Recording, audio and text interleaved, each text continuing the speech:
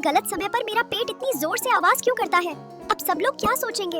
उफ, अरे फिर से हलचल शुरू हो गई। लगता है पेट बिल्कुल खाली है आज। खाली हो या भरा, मुझे तो अपना काम करना ही होता है। लो, अब जोर वाली वेव आ रही है। अरे रुक, इतना दबाओगे तो।